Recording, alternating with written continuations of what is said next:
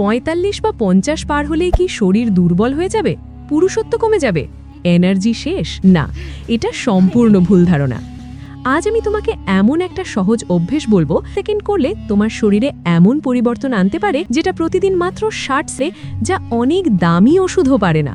আর সবচেয়ে অবাক করা বিষয়, এই জিনিসগুলো তোমার নিজের রান্নাঘরেই আছে।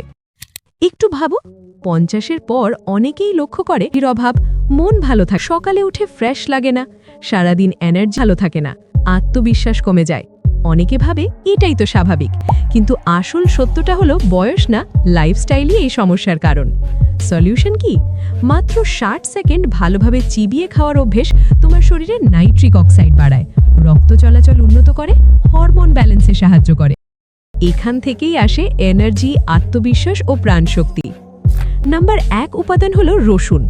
রসুন একেবারে সাধারণ কিন্তু অসাধারণ শক্তিশালী। এতে আছে অ্যালিসিন, যা রক্তনালী প্রসারিত করে, ব্লাড প্রেশার কমায়, রক্ত চলাচল বাড়ায়। ফলাফল কি? শরীরে বেশি অক্সিজেন পৌঁছায়, এনার্জি বাড়ে, হৃদরোগের ঝুঁকি কমে। কিভাবে খাবে? 1 কোয়া কাঁচা রসুন 30 থেকে 60 সেকেন্ড চিবাও, গিলে ফেলো। গিলে খেলে হবে না, চিবাতে হবে। নাম্বার 2 উপাদান হলো আদা। আদা শুধু রান্নার জন্য না, এটা শরীরের জন্য একটা ন্যাচারাল এনার্জি বুস্টার। এতে আছে জিঞ্জারল, যা রক্ত চলাচল বাড়ায়, শরীর গরম রাখে, স্ট্রেস কমায়। ফলাফল কি? মন ভালো থাকে, ফোকাস বাড়ে, হরমোন ব্যালেন্স ভালো হয়। কিভাবে খাবে? ছোট 1 টুকরো কাঁচা আদা ধীরে ধীরে চিবাও। নাম্বার 3 উপাদান হলো আখরোট। এটা অনেকেই সিরিয়াসলি নেয় না, কিন্তু এটা সবচেয়ে পাওয়ারফুল হতে পারে। এতে আছে আর্জিনিন, নাইট্রিক অক্সাইড বাড়ায়, ওমেগা 3 হরমোন ও হার্টের জন্য জরুরি। ফলাফল রক্ত চলাচল ভালো হয়, ব্রেন শার্প হয়, এনার্জি ও স্ট্যামিনা বাড়ে। কিভাবে খাবে?